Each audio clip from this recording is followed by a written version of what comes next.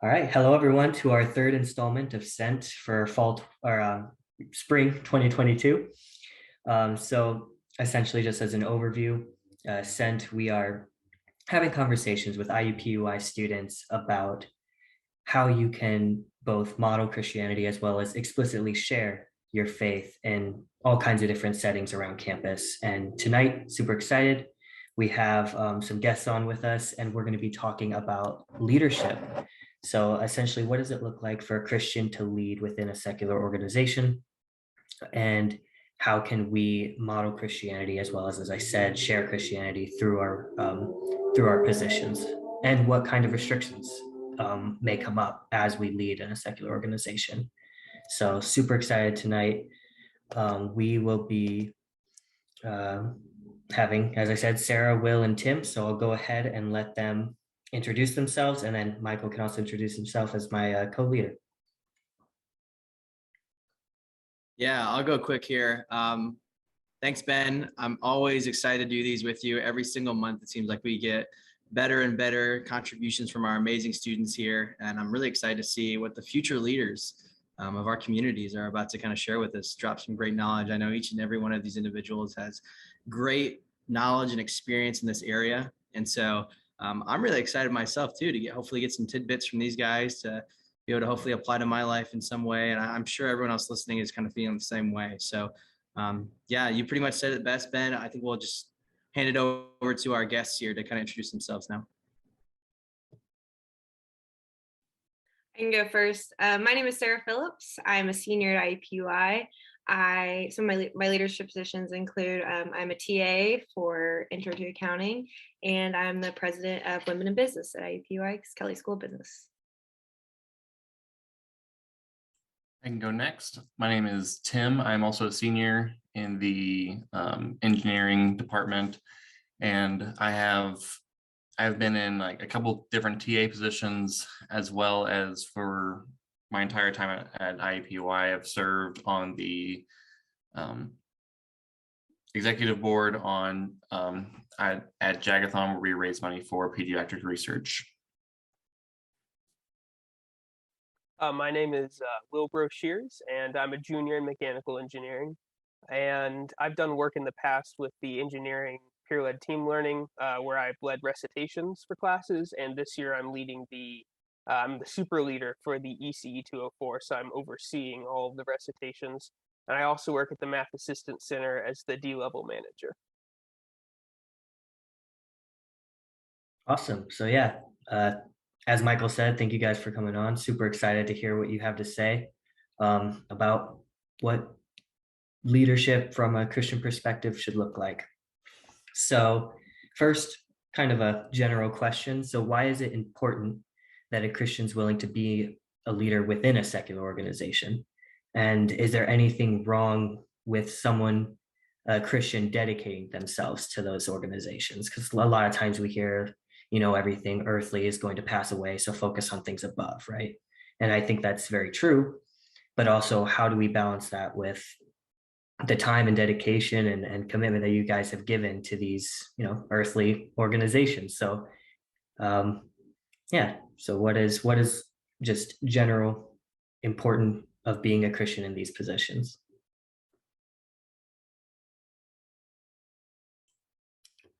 I can kind of start a little bit on that. I have the questions over here to the side, so just to make sure I can reread things. So if I'm looking over to the side, that's what I'm looking at. So why is it important? I think, especially for what I'm in with Jagathon, I work a lot with people, and we raise money to kind of be a service to people. And I just think that's such an important part of giving back and being a part of something that's greater than yourself, even if it's not necessarily for religious activity. Being able to bring your gifts and your talents and share them with people instead of kind of keeping them to yourself and helping others along the way. And the kind of the second part of that, where it's like, is there anything inherently wrong about that? No, I don't think there's anything inherently wrong. However, it can be difficult if those commitments end up being like a hindrance into your own like personal time with God. And because I know like one thing, for example, our meetings for executive board, we always meet on Sunday from 2 to 4 usually. So like it's nice, you know, in the morning, you know, I can still have like church and stuff like that, and just making sure that I'm able to still keep the time separate where I'm actually like devoting enough time in my, you know, whether I go to church or like my personal time throughout the week and devotion. So time management is also a major thing to make sure you're not overcommitting yourself, to make sure you're still giving your adequate enough time, you know, personal time with the Lord and that kind of stuff.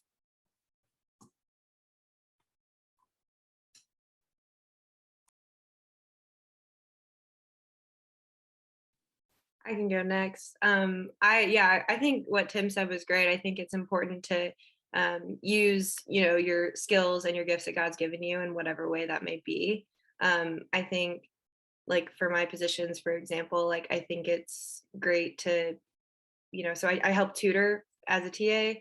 And so I think that's really helpful, like when the students come and I'm able to, you know, explain it in a way that makes sense and the light bulbs go off, and it's, you know, it's like, okay, like I was able to help you. And yes, it might not be specifically like, you know, I'm not, you know, specifically for a religious reason, but it's okay, hey, I'm helping you in this one step in your college career. Like I'm able to, like God's given me that gift to like have the patience and explain these things to freshmen who, you know, as a freshman in college, like sometimes they don't exactly, you know, they're still transitioning into college and it's kind of a step. So it's great to be in that position of, hey, this TA, she's still a student, but she's a little older and she, you know, had a little bit more experience in school and can, you know, help me in there. So I think it's good to like be a person that they can go to, you know, it might be for school reasons, but it's, you know, kind of like a, hey, I can fall back on this person. And I think that's just, you know, something that God has given me the ability to do. So I think it's cool to have, that position of leadership to where someone can rely on you and trust you, which again with relationships, and we'll probably get into that later, building relationships within the leadership. But I don't think there's anything, like Tim said, I don't think there's anything wrong with dedicating yourself to a secular organization, like you said, especially if you're able to have that time management. And I totally agree with that, divvying up your time where you're still having that relationship with God and you're still having that alone time or your quiet time with God or going to church, and still dedicating yourself to what God has, you know, the opportunities God has given you in front of you. I would agree with that too. I think that it can be daunting if you think, oh, I have good skills in leadership, so I should devote all of that to the church. Well, I know for me, like my main source of income is my management position. So a lot of people they're in leadership positions in secular organizations because that's how they make their living. Not every Christian's called to work for the church, but they sometimes still have jobs outside the church in leadership positions. But when you do that and you dedicate yourself to work that is secular, it's also important that you dedicate time to the church, like volunteer work and stuff of the sort. So that's something that's important to me. Like I know Tim was mentioning how on Sundays he has his meetings, but he still has time in the morning for church. What I do, like on Sundays, anytime I'm making a schedule for work, I just block out Sunday entirely because I know no matter what, I want Sunday morning free so I can go to church and avoid the risk of getting scheduled for that. So if you are going to lead in like a secular type workplace, then it's important to also take time for the church specifically, kind of like how we tithe and we say, okay, this much of my money is going to the church and I'll use the rest for my living expenses. You don't have to give all of your money back to the church as soon as you get a paycheck, but you need to make sure that you're conscious about it and make that the first priority when it comes to what you're dedicating your time and money to. Yeah, excellent. It's always interesting hearing about trying to balance, you know, like Will was saying, you have a living to make, you know, and almost as a Christian, you should strive to have those positions of greatest impact, you know, being able to reach as many people and, you know, just love as many people as possible. I suppose it's a flowery way to say it, but yeah. So kind of moving to a bit more specific. So on campus, it's a secular university. So there's a whole range of beliefs and ideas and organizations that you can take part of. So are there any organizations that you would specifically avoid due to, excessive moral conflicts that you would have being a Christian?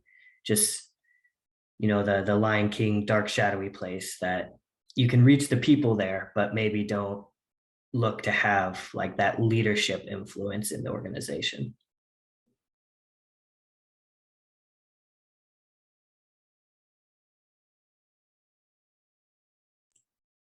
I'll say I'm not really sure on the names of organizations, just because I know there's a ton of organizations that IUPUI has. But I don't know, I kind of like the way you're kind of phrasing the question. Yes, there are, sometimes it can be an aspect of going into what you can consider a dark place and like reaching people there directly.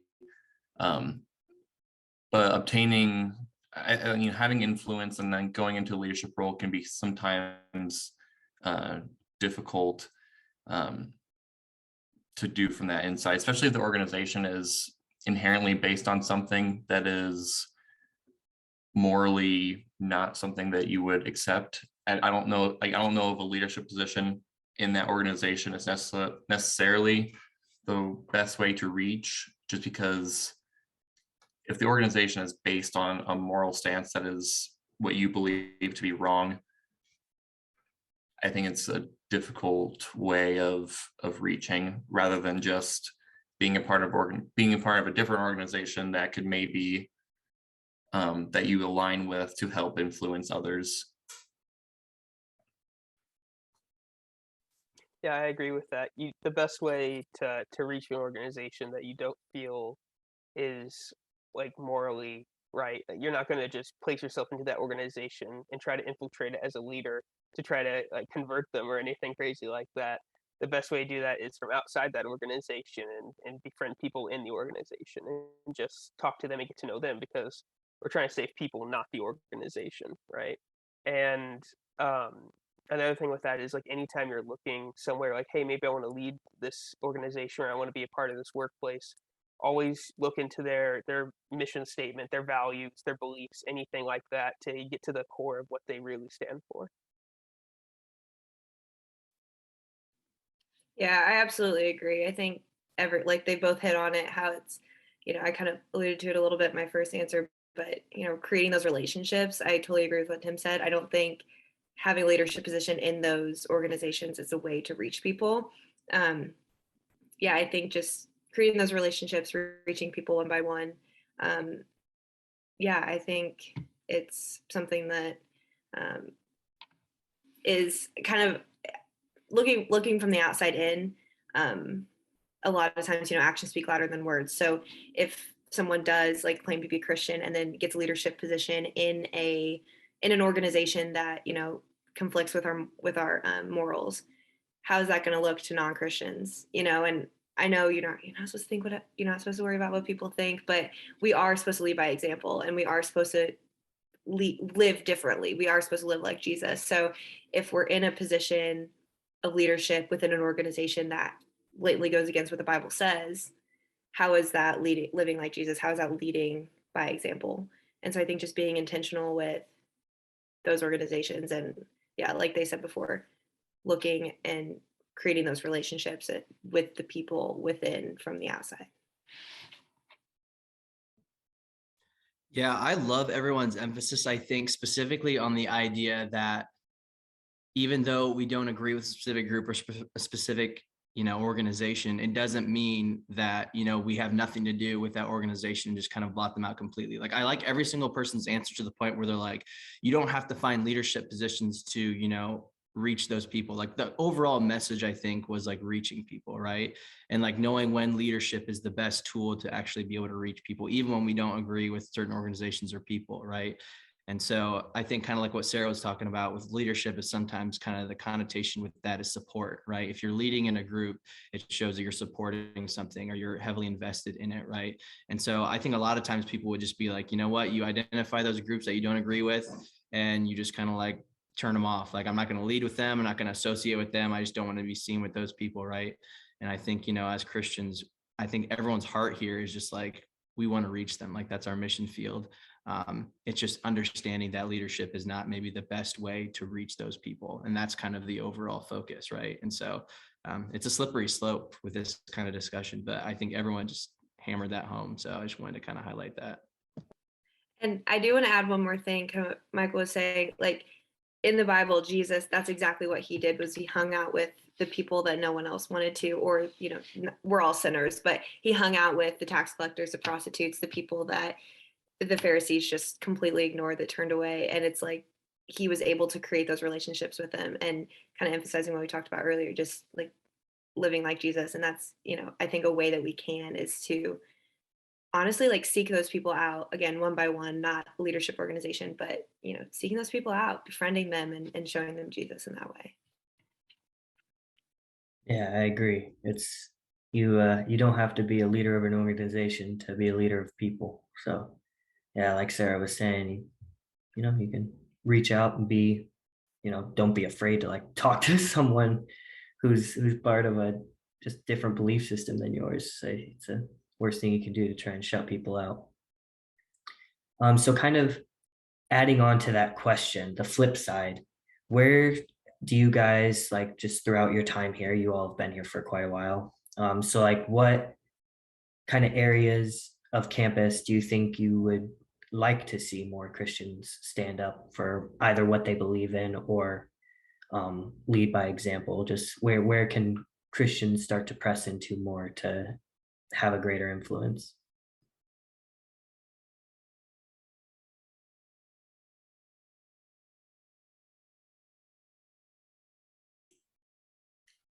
For that one, so different organizations that I've seen. I think the one that sticks out to me the most would be one that my wife's involved in. It's called Life Defenders. And so it can be a very controversial subject, especially on a secular campus like IUPUI. But it's definitely a stance to be made, supporting the sanctity of life. And so even though there can be backlash at times, I think it's an important stance to make, and very proud of her for doing that, not being worried about, not being like worried about being like branded as as that. So I think just being able to take a step out and not having to be worried, like people shouldn't be worried as being labeled as Christians. And in this organization, they're not necessarily a Christian organization, but I know a lot of them do have Christian backgrounds just personally, and that's kind of what drives them. So yeah, I think things like that, moral, morals that we have, standing up for those, in what can seem like a controversial subject.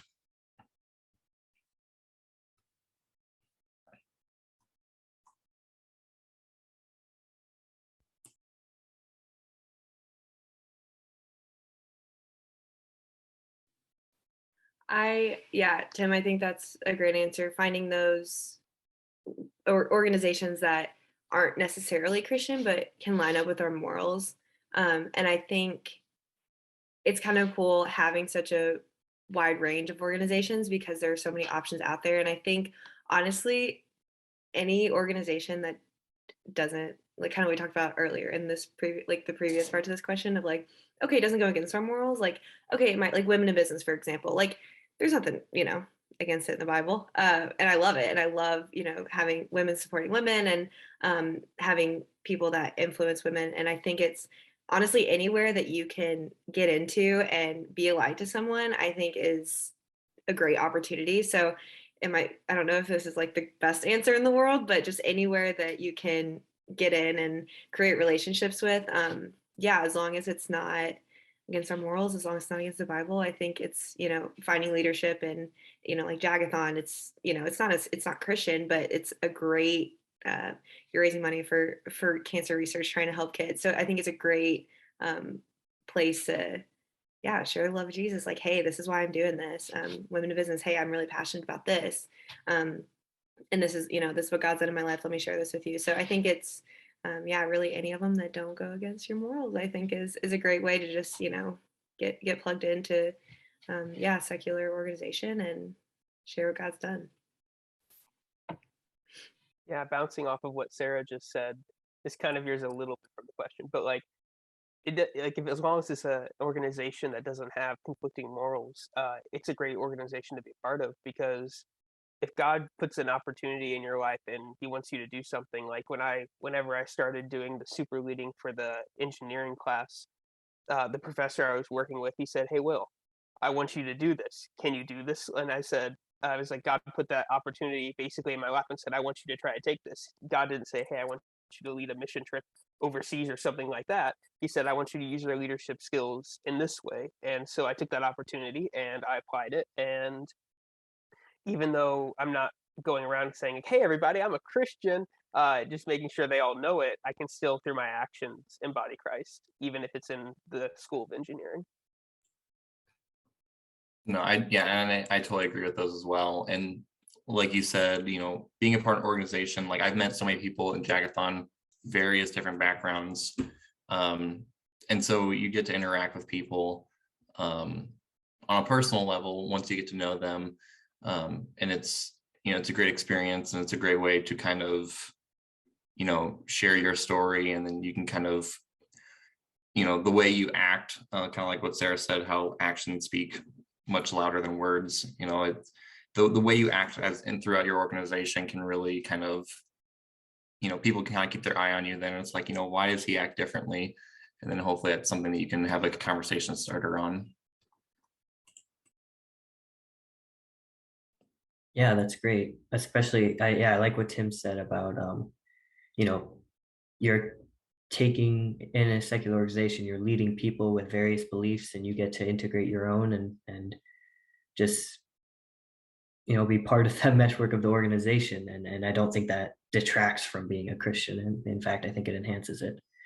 And so kind of moving off of that point, have you ever had those moments where you're leading a group or maybe a single specific person in mind, where your beliefs and moral groundings have been in conflict with the expectations of your position? And how did you know, like, okay, sure, I don't necessarily agree with this, but I'm expected to perform this role, so I will. Or like, okay, this needs to not be my job. um, can you guys share any of those types of experiences you've had? I can start this one. So for women in business, I actually, it's kind of funny the way Will explained his leadership position. It kind of fell in my lap as well. Like I was involved with the organization, and then yeah, I got super involved, became vice president last year, and then moved into the president position this year because the president graduated early. And so she had everything laid out for me as I took over the role. And again, kind of going back to the last question, there were some, we want to try to combine with different groups on campus and try to co-host some events. And on there were a couple organizations that I was like, I don't know if this is something that, like an organization that, we should be pairing with. If women in business, just in general, like, yes, great. Like in business, you want to be inclusive and everything.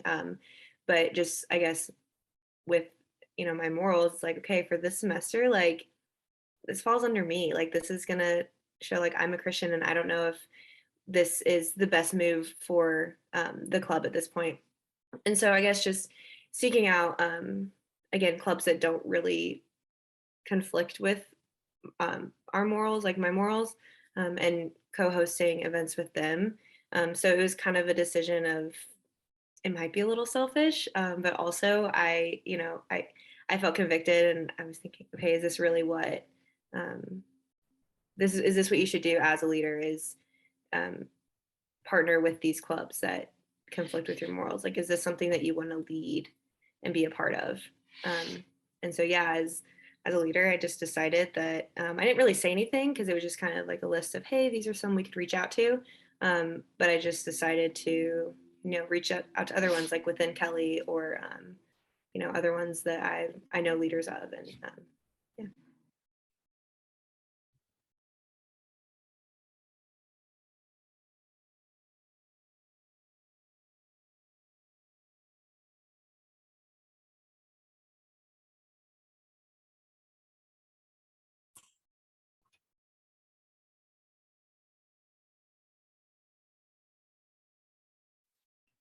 That's a really great example. I'm trying to think. I don't know if I've had anything where I've had conflict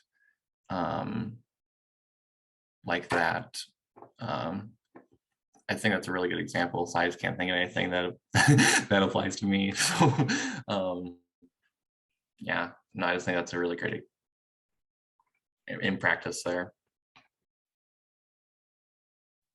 I do think, yeah, it's a good example too. And I think there are sometimes small things at an organization where like you might like the whoever you're working for, like even if we're in a leadership position, there's always usually going to be someone who oversees us. If they want you to do something that you don't agree with morally, if it's a small thing, sometimes you don't do it, and they might ask you why, and you might tell them why. But then there's the positions you're in where you're the leader and you're making the final say and decision, and you don't want to make that decision because it doesn't align with your Christian values. And those are the really hard positions to be in. And so I think in those times, you really just have to pray about it and ask God for guidance, because in those positions, sometimes what you have to do is you just have to say, I step down. I don't want to make that choice. And it can be the tough thing to do because who wants to lose their position? But then you have to remember that some decisions are more important than just staying in whatever secular organization you're in. And there will be times sometimes where you have to consider stepping down or just like giving up on an idea you had or the organization had to preserve your Christian values, because those are what's more important.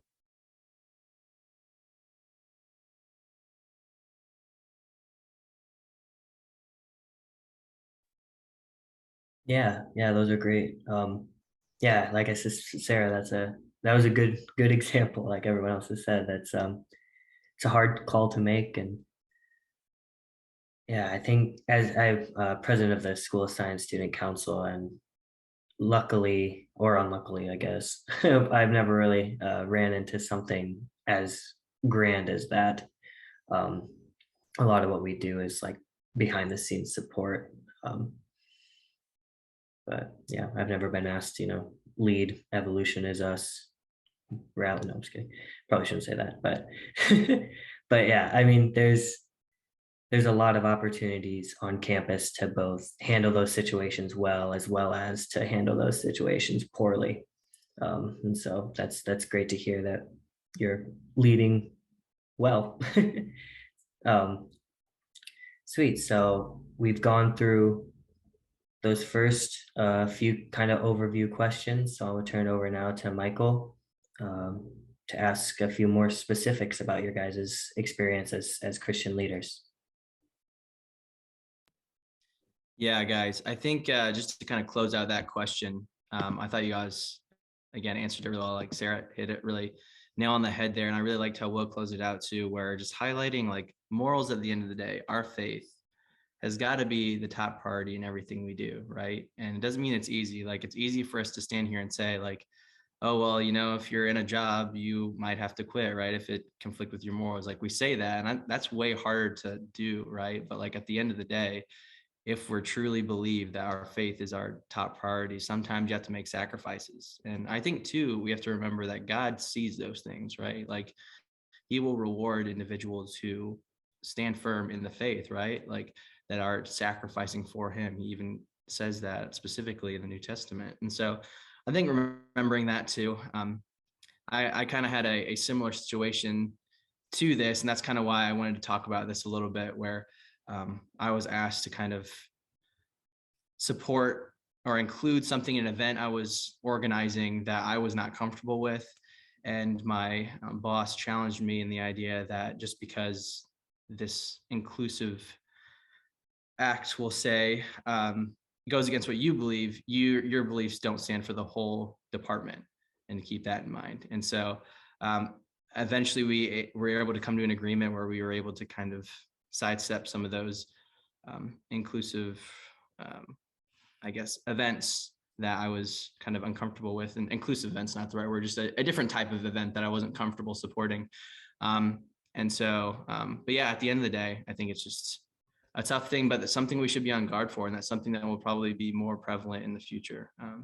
So moving on to this next question, talking about the roles that you have as a leader and the Christian roles that a lot of times we can kind of include into our secular roles. So Christianity can kind of, emphasize and kind of put on a highlight some extra things and abilities that you might not see in some secular individuals. Some values are different. Some things that we practice more fervently can kind of come to fruition more often. So I'm just kind of looking at that question for you guys. How has being a Christian and the abilities that you've kind of developed from that kind of helped to improve your stance as leaders within the school? For that one I'll say is that I know I mentioned the previous question that if you're facing a tough decision at work, you pray about it. You should really pray about any decision you have to make, whether it's really pressing or really menial. Always turning to God, and that's not something you have to advertise when you're leading. You have to say, "I prayed about this," but that's something you do with God, and that can really enhance your leadership. And the Bible is full of all sorts of knowledge about leadership. And while some cases are very specific to the church, they can also be applied outside of church in everyday life. The Bible is our number one guide to our earthly life. I mean, it's literally the instruction manual practically. So if you really study leadership in the Bible, that'll actually enhance your leadership, whether it's in the church or outside of the church. Yeah, I think that's a great answer, Will. I think praying about decisions and just like praying in general and staying in the word, I think can help you as you're in a leadership position feel those convictions if something is coming up where, okay, this person's asking you to cut corners, or this person's asking you to, for like a TA position, for example, I get people that will ask, hey, can I turn this in later? Hey, I have caught people cheating before, and like, yes, that's a normal person would say, oh, that's wrong. And I think like because of my moral convictions, it's, hey, that's not right. Like, you cannot stand for that. You can't cut corners for these people. And then, in a job, if like, for example, going into the business world, very common stereotype of, business people is they're crooks. They like to cover things up. I'm in an audit class, and so we talk about fraud every day. And so just having those moral convictions from staying in the word and staying in the Bible and keep up with prayer constantly. So I think, I don't know if I have like a specific example, but I think it's just in general, overall, having those, like having Jesus. I always picture Jesus like sitting right here on my shoulder, like, okay, whispering in my ear, like, hey, is this right or not? Like I feel like I can always pray to him. I can always hear that, because, okay, not always, sometimes, I'm not perfect. I don't want to come off as that. But I think having those, that God constantly telling you, consistently, hey, like, give me those convictions, I think is just staying in the word, so you can always hear those. Yeah, I think so. Going back when I was like younger, I had a lot of like anxiety, and so I was just kind of like freaking out all the time. But the thing that's helped me most with that is my faith, and I still have my moments, of course, but I'm definitely at a much better place now than what I used to be, and that has transitioned into how I lead. When things get, especially for Jagathon, we have like our main event, and it just happened 2 weekends ago. Things happen so quickly, at the last couple of weeks as we're trying to plan. Things are crazy, things are hectic, trying to fine tune everything at the end. And I really try to emphasize a sense of calmness over the people that I'm overseeing. Telling them, it's like, we don't need to freak out, just, we need to just relax. And we'll work through this and stuff, and that way we can, calmly, get to where we want to get to at the end. And I just think having that sense of, and even if maybe some of them, do believe, maybe some of them don't, but like for me, it comes to the aspect of like, ultimately God is in control, and I can have peace with that. We will do what we can, but ultimately he's in the ultimate control. And so I can have confidence in him. I can have way more confidence in him and than I can have in myself. So I can just move forward, knowing that and having that peace of mind. And I would say just the best way that Christianity has helped me is just the way I lead. And, it's also the way you treat people. And there's so many aspects of that go into play.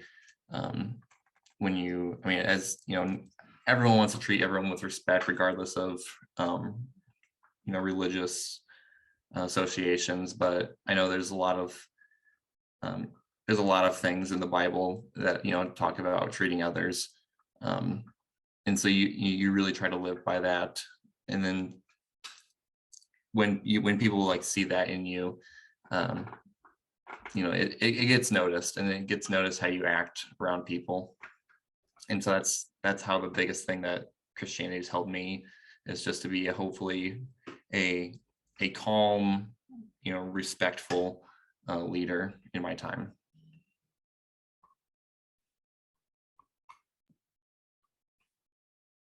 Awesome. Yeah, I think going a bit off of that too, what Tim was kind of talking about, I think another thing that really it's pretty awesome and unique to us as Christian leaders is the fact that we don't have to feel like we're alone, right?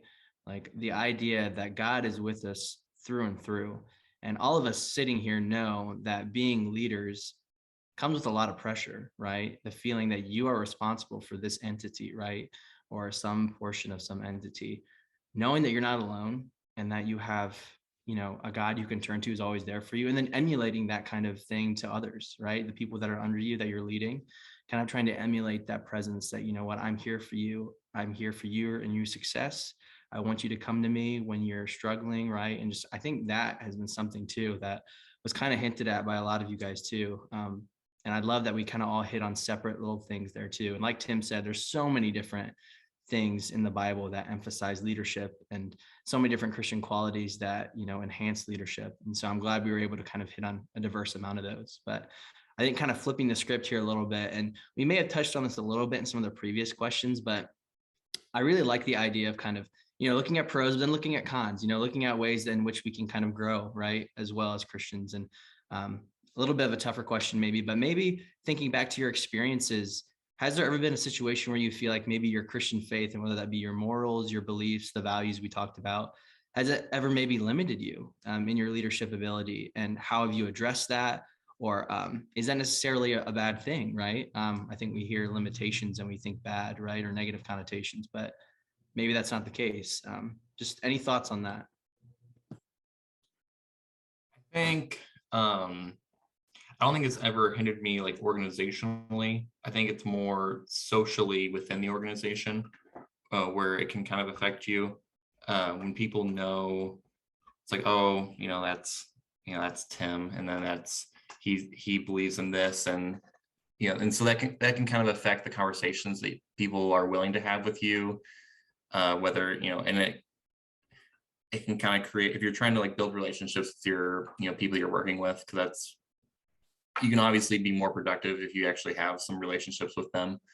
And so that can kind of alter the way the relationships can form, which could down the line lead to organizational issues. And kind of like what Michael said, I don't view that as a bad thing. I'd rather people how I want to phrase this. I'd rather people, not want to talk to me for reasons that are true than reasons that are not. I want them to know who I am. I don't want them to have, false ideas of what my beliefs are. If they know what my beliefs are, then I've done well, showing myself in my faith. So, and if, yeah, I don't want anyone to have any false accusations of me that would end up being opposite of what I believe, because that would mean some implications on me that maybe I'm not firm enough in my morals. So yeah. Yeah, I agree with that. I don't know if there's anything specifically that has hindered me, but it's more on the social side. Again, like I don't think I've ever like back down from it. But there will be times sometimes where, I won't mention it, even if it is, which again, I feel very convicted after.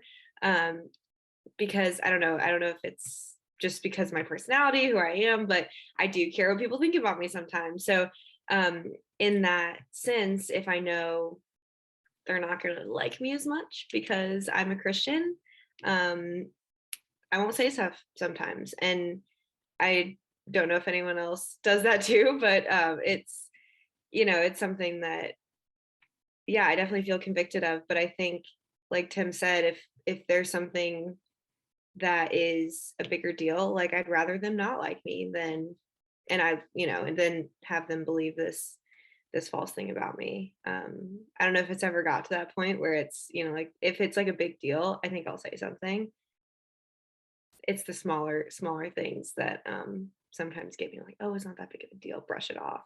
But it is little things that add up, and you want to be bold in your faith, and I think that's something that still kind of working on, but is very important. Yeah, not to rehash too much what Tim and Sarah said. I mean, what they said was on point, where the limitations really, if you think about limitations, like quote limitations in a leadership position, we're really only limiting ourselves in the sense that our faith won't allow us to pursue matters of the flesh or like anything earthly like that. I mean, the world might try to tell us like, hey, you're missing out, you should do this, it'd be easier if you did it this way, right? Those limitations are what the world tries to get us to think that are normal, and we should just go along with it. Like I've had employees who come in and they're like, hey, Will, I just did this over the week, do you ever do that? I'm like, no, I don't. They're like, oh man, you're so naive. I've actually had an employee tell me I'm naive because I didn't do something they did. They were like, wow, come on. And I was like, I just don't, like, that's not who I am. Like that goes against my values. And so in a way, you're limited in the fact that you're not going to be as in touch with the earthly side of things, but that's normal. We're not of this world.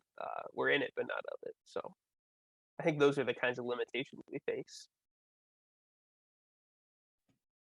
Yeah, I like you guys is focusing on the more social side of being a Christian within that organization, especially what Tim said. Like I would rather have people dislike me for the truth than even I'll say like me for a facade that I put up. And I have found like I served in the USG Senate, so like there were things that came across the table that not necessarily were like moral dilemmas, but certainly things where I spoke a bit more with more Christian morals than the average participant. And so not only was I able to show who I was, but also it led to other conversations. And I never felt outcast or anything because of it, but I certainly had other people questioning like, okay, well, you think, X, where are you coming from? And I got to, backtrack a little bit and kind of tell where those moral or just personal opinions or beliefs were coming from. So even if you feel as if you're an outcast because of it, or if you feel like, you're just not swimming with the crowd, it's okay. So for all the students listening, especially the younger ones who are just starting at IUPUI and trying to find their way, like it's okay if you're not completely in line, because to tell you the truth, nobody is. So just be willing to ask people why they believe what they do, and be willing to share why you do. First Peter, give a testament to what you believe. So yeah. Yeah, thank you so much, guys. I think all of those are so awesome. And I really love the emphasis to be unashamedly authentic, right? With yourself, who you are, what you believe. I really think the challenge comes to where not necessarily standing firm, but the way you stand firm in what you believe can really show or give or take how people are going to react to that disagreement, right? I think disagreement is too often correlated with like dislike or hatred, even sometimes to an extreme, or like a lot of people say, oh, you disagree with this or this stance or this belief, you must hate this or that, or hate this person, right? And I think it's really important to not put people down for things that we disagree with. And this is just my opinion.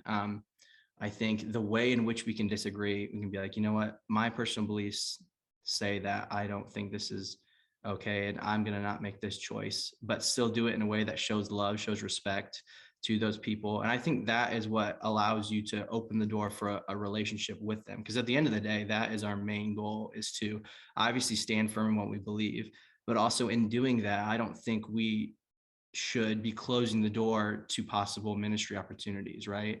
And I think there's a way in which you can do both, where you can stand firm in what you believe, but then also allow people to be like, you know what, this person still respects me. And then that conversation can lead to something greater, hopefully, if they believe that you do respect them, right?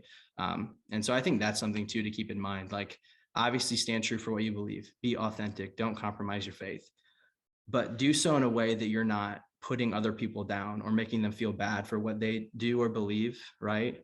Because at the end of the day, if they feel like put off by you, that chance of ministering them is gone. And at the end of the day, obviously, standing true to what you believe is first and foremost, but again, trying to do both. And I think that's something that we can possibly do. So keeping that in the back of our minds. This next question I think is really interesting. I'm really interested to hear what everyone has to say on this one. Basically, the question, in a secular organization, is it ever harmful for Christian leaders to necessarily push Christian agendas in, again, secular environments? So again, we kind of talked a little bit about a lot of the things that, you know, we do as leaders and the different secular positions we have. And the example I kind of was thinking of is like, if you're a TA, right? And you're pushing some kind of Christian moral, Christian belief in a role that really doesn't necessarily specifically highlight that, I guess, if that makes sense. So I think this could go a lot of different ways, but I'm really curious to hear your guys' thoughts on that. Like, is it harmful ever to maybe overly push a Christian agenda in specific roles, or not, right? Just thoughts on that from you guys. I think kind of what you were saying earlier, Mike, about, you know, kind of blowing your chance of being a light to someone. I think obviously standing true, again, what you said, standing true to who you are and your faith. But yeah, I think if there's not a reason to like push people more, it's almost like you're pushing them away.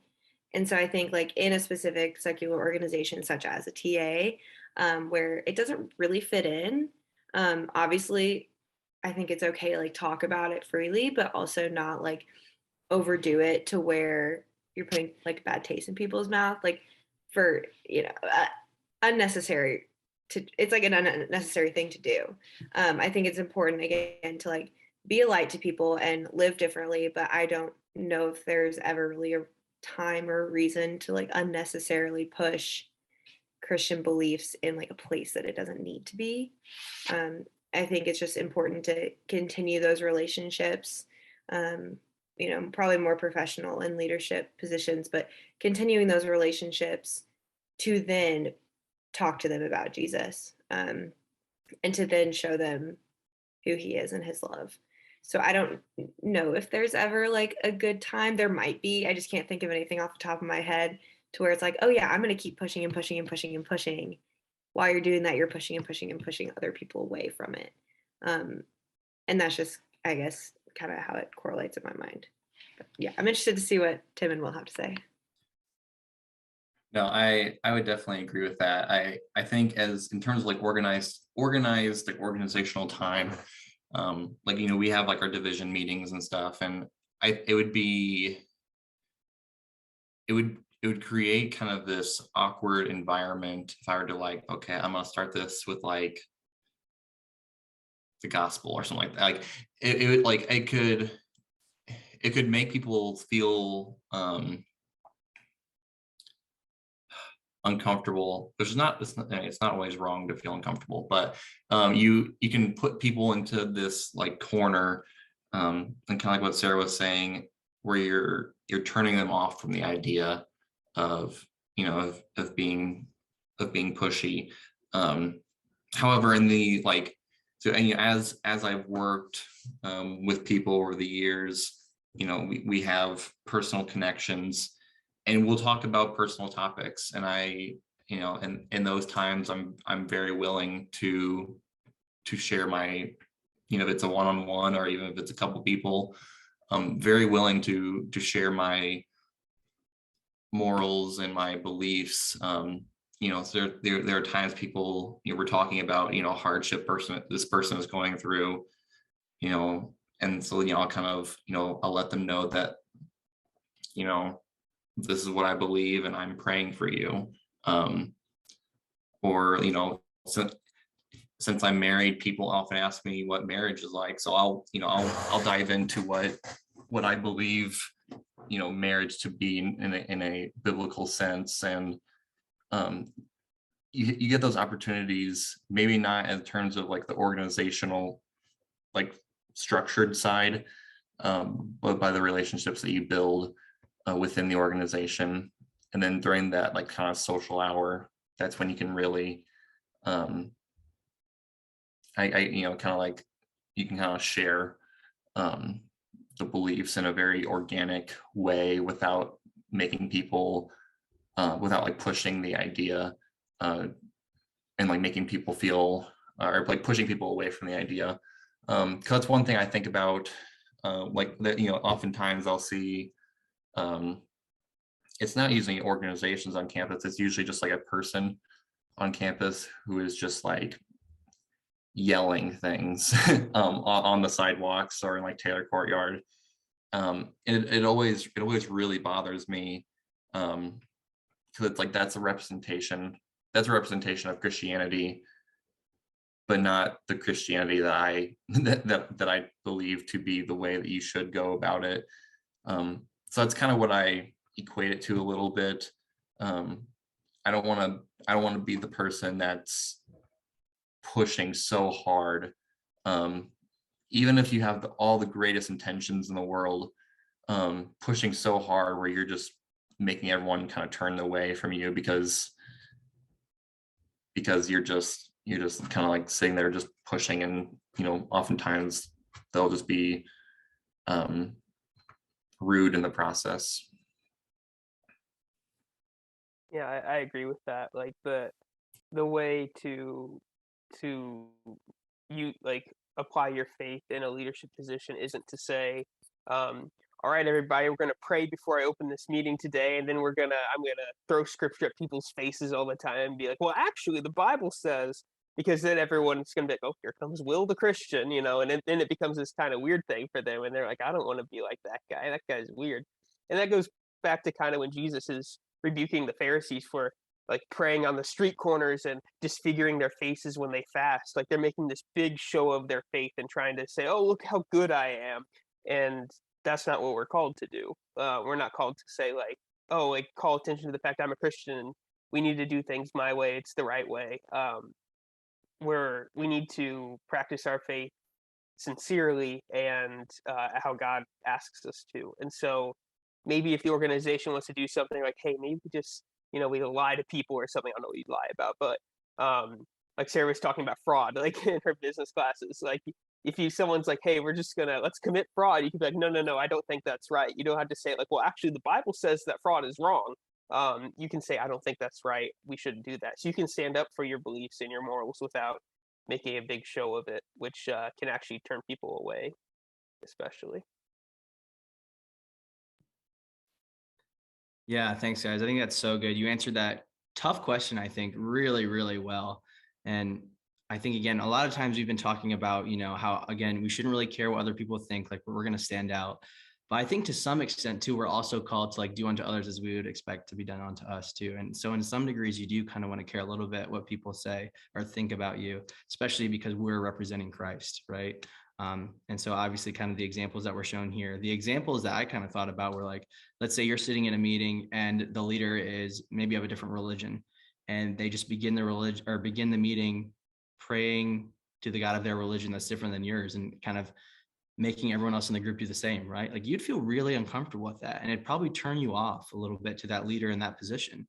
And so understanding that, one of our greatest callings as Christian is, again, to be a light of Jesus and to reach people with the gospel. And so being sensitive. And I think we've talked about it really well, where you can balance it out, right? You can stand strong in your beliefs, make sure you're not compromising, but in the same time, being sensitive to other people and what they think and what they believe. And I really kind of like what Sarah was saying too, where it's like, sometimes all it takes is that you just you need to plant a seed, right? And form that relationship with them. And sometimes just getting to know someone on a personal level, first and foremost, opens that door to where they can then, have conversations more casually. Or even Tim says, sometimes things come up naturally once you have that connection with someone. If they trust you enough to talk about regular stuff, like marriage or, and things where you can actually incorporate your faith more naturally, I think it becomes way more influential than, again, like we talked about, just kind of imposing it on someone, right? Even though, like we talked about, the greatest intentions could be there, but you could be doing more harm than good. And so having that in the back of your mind. So thanks again, guys, for your amazing opinions on that. I think we hit that question really, really well. Something I'll just add, if it's okay, real quick, Yeah. is like the Bible also mentions that by your faith, people will know that you're my disciples. We don't have to announce it to everybody. They'll notice something is different with us if they're paying enough attention. Like, just like a small thing, like not necessarily in a leadership position, but just in my college career, I've had like a count on one hand, it's not a ton, but I've had people say like, "Hey, Will, you don't really do this thing, do you? Or you don't really like." I said, "Yeah, I don't," and they noticed it, not because I announced to them that I don't do it, but they noticed it about me. And it's something that you don't have to make a big show of. So if you stand by your morals, people will actually get interested and wonder why. Why does he behave that way? Why does she do this? And that's a major point about the way you minister to people or you share your faith isn't just throwing it at people's faces in a leadership position. They'll notice it if you embody it. Sorry, that's all. No, thank you, Will. That was awesome. Do you have something there, Ben?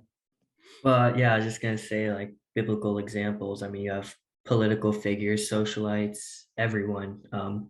You can find in any position within, the quote unquote secular world. You can find a Christian in the Bible. And so that's just a good thing to keep in mind, that, like Will said, you don't have to be a pastor, or you don't have to be a street screamer / preacher, whichever is most appropriate at the time, to let the world know that you have a faith and you have something. It should be evident. Yeah, that's great. And I think kind of just concluding this and going off that, I think a lot of times Christians hear that they have to be separate from the world. They have to stand out from the world. They have to be different.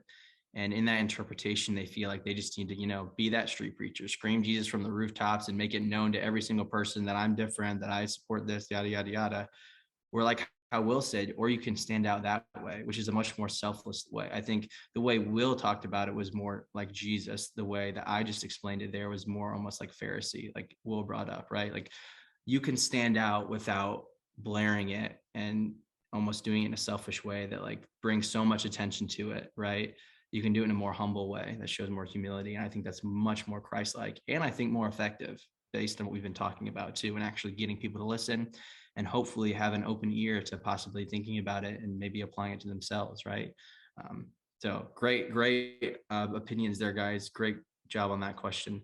And then I guess to kind of finish out, just kind of thinking about leadership in general, whether that be the leadership that being a Christian has allowed you to engage in and entertain, or just leaderships in general. That doesn't necessarily have to be related to Christianity, but just, what is it like to lead, or what should I do if I want to become a better leader, or enhance my leadership abilities? Just some quick tips or experiences that you've thought have been really helpful in your past that have helped you kind of implement that. So, just real quick, one thing that I've experienced the last several years is that um, putting others' needs above your own is one. I mean, Jesus talks about that in the Gospels. He's like, you should take care of one another's needs before your own. But that kind of applies to the fact that as a leader, never ask someone you're leading to do something that you wouldn't be willing to do in their place. I mean, there are times where I've had to fill in at work for tutors who can't be there, or I've had to fill in for TAing, like the PLTO classes. I've led those classes before because a leader couldn't be there, and so you should never be a leader because you want to be able to have that authority over people. You should always want to be a leader so that you can create an effective team and be the embodiment of Christ. It should always be a selfless act. And people always think like, I want to move higher up in the world. I want to get to this position, then this position, then this position. And they kind of rank them over each other. But the real thing you should be focused on is how you can grow as a member of the body of Christ and apply the skills you have and work with people. They should always be your peers and never your underlings, if that is a way to put it. Yeah, that's a excellent point there. Things that I would also add, from a Christian standpoint, we kind of talked about it earlier about morals you have. Don't sacrifice your morals for the sake of a leadership role or position, whether it be a job or that kind of thing. Obviously, way easier said than done.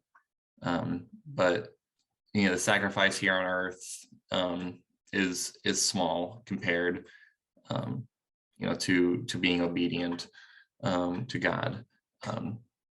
From just more of just leadership, be patient with each other, especially in a college setting. We're all in our 20s, like our early 20s, just trying to figure out life.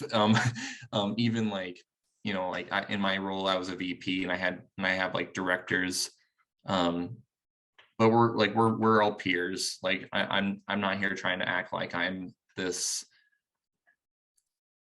like older, more in charge person. We're all college students. We're all trying to work towards the same goal. So you always, and like that kind of goes to like a respect thing. I respect all of them enough to treat them as they should be treated.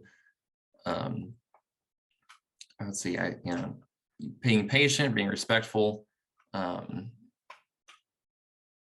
think that's all I have for now. Those two, they're simple, but they'll go very far if you can do that.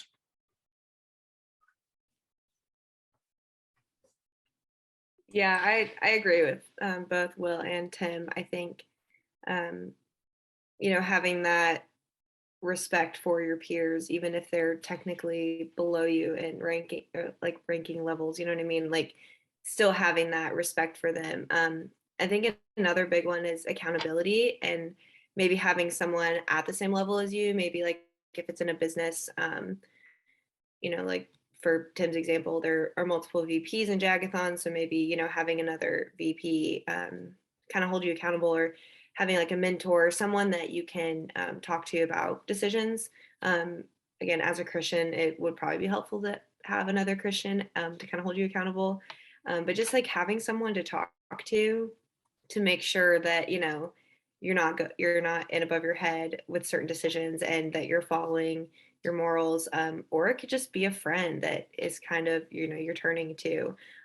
Maybe it's, someone within the organization that's above you, or even like below you in a different department or something like that. Just having someone that is going to, tell you how it is and make sure that you're leading in a Christ-like way, and in a way that's going to be beneficial for the organization, and making sure that, you're not getting too caught up in it, especially if it's a secular organization, not getting too caught up in the worldly side of that, and making sure you're sticking true to your faith and your morals. Yeah. And one more thing also that comes from scripture, this is a little different, but like Paul writes to Timothy in, I'm looking at here, First Timothy. It's two Timothy's, got to make sure I get the right one here. But he mentions how if someone's going to be a leader in the church, he must first know how to lead his own family. And I know like Tim's married, but like not many students listening to this are probably going to be married, or let alone even have kids, right? So like, how do you apply that? Well, like if you can't take care of your own finances and be responsible with your own life and what you're doing, then don't take on a leadership position if you can't even manage your own life properly. That's another thing. And I'm not trying to discourage anyone from taking on a leadership position, but that's something you need to make sure you have taken care of. You want to make sure that if you're going to put yourself in a position where you're saying, I'm going to take responsibility to lead others, you want to make sure you are capable of that in your own life first. And otherwise, you're doing a disservice to the people you're leading because you could do better. And that's not what God wants from you. And I know in Timothy, it refers specifically to the church, but like I said, those lessons on leadership are applicable anywhere in life. And that's the one that I think is really important. One other thing I thought of when Sarah was kind of talking about accountability, it's okay. It's good to also admit when you are wrong on something. You can doing something wrong and admitting it. You will gain a lot of respect and you will gain a lot of trust with that. Just because the people that are working with you, they can recognize the fact that's like, he made a mistake, but he admitted it, and then he worked to make sure one, it didn't happen again, or he amended that mistake and moved forward. And that's just something a great leader can have. That way, because if you don't admit you're wrong, you just kind of try to shove it under the rug. It just doesn't. It's not a good look. As well as when other people are wrong, sometimes, especially if you're going to be the one that calls them out for being wrong, and you're not willing to call yourself out for being wrong, it's a double standard that you don't want to go by. Yeah, great stuff, guys. Again, all of those extremely helpful, I think, for a lot of the listeners and viewers. I think one really quick thing to close from you guys, just if you can think of any maybe role models that you kind of look up to that you really think exemplify, that some of our viewers or listeners can go look up, or maybe some resources that you've kind of utilized that you think have really helped you kind of be better leaders. So quickly before we end out, just kind of, if you can, mention some of those things for us.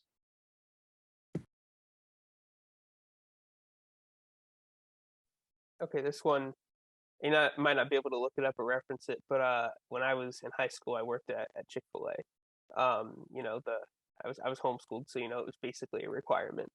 But I worked at Chick-fil-A, and our regional operator, I walked into work one day, and he's in his button shirt and tie and like his nice slacks, and he has a hairnet on, and he is dropping fries and making waffle fries. And because there was no one there, like we were down an employee, and so he said, okay. And so he just got ready and we started making fries. Like this man stepped in. He didn't say, no, that's not my job. I'm the operator of this restaurant. My underlings are in charge of making the fries. He said, no, I'm going to do that.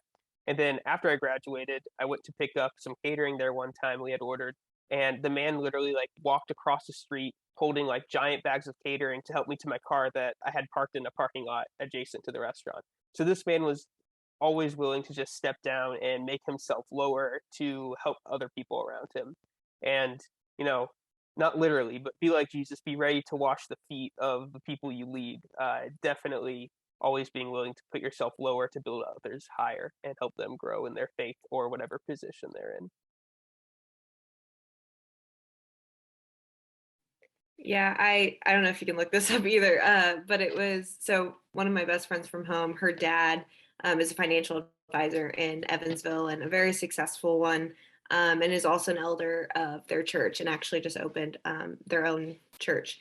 And I think it was really cool being close with the family in high school and seeing how, because the love of money can really, really mess some people up and can really be the cause of a lot of problems. And so I think especially going into business, it was very encouraging to see how he was able to, take care of his family financially and spiritually, and, be the head of the household, and then be successful in, the money world, but then also able to lead a congregation. And, there were some issues that arose when he was a head elder at the church before they created their own. And it was really stressful. It was really hard, but because he had that solid foundation, and was consistently in the word, and consistently having those people around him, it was really incredible to see how he handled the situation, just like Jesus would. And I think that was really cool. Just, yeah, like a role model that I look up to, as, again, like I said, someone going into the business world and can get caught up in the whole, money and how important that is, when in reality, like, relationship with Jesus, and hopefully a leadership position in, your faith can really help. Yeah, I'm sorry, I'm not gonna be able to give one that you can look up much either. You can find him on Facebook. Good old Trent Hostetler, my dad. He's had different leadership roles. Like he was on school board for a number of years for like our high school. He was on he was and still is very involved in our like local fair, so the different leadership roles there. And the way that especially in the school board, there was a lot of things that were happening. There was a lot of things that happened while he was there. Very tough moral things were happening, and the way that he kind of stood with his morals, it's a very very happy, very like proud of the way that he did that, and it's a great model for me to look up to in the terms of in adversity. He stayed true to what he believed. But yeah, you won't find it on Google, but so yeah. Awesome. Thanks so much, guys. Again, those are great exemplifying examples of individuals who just exemplify great leadership qualities that we can kind of see that in action. And I think that's really nice to see. I always like to emphasize this too, like we can know all the right answers, we can know all the right steps, but if we're not actually applying them to our lives, it's worthless. It's meaningless information, right? And so not only taking it, but actually seeing it in action and seeing what that looks like is really good. And I guess just trying to find one resource that people can go and look up examples of a leader. And this is kind of maybe an easy answer as a Christian, but go read the Gospels. Go read about Jesus and what he did. And he was such a great leader of men and women. And he exemplifies all these characteristics that we've talked about to their peak, right?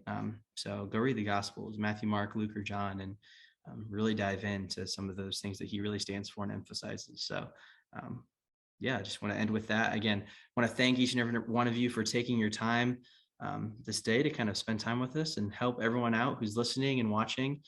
We really appreciate your time and insight. And yeah, I just want to finish with a thank you. So we'll close out with a prayer, and then we'll close out the session. So let's close our eyes.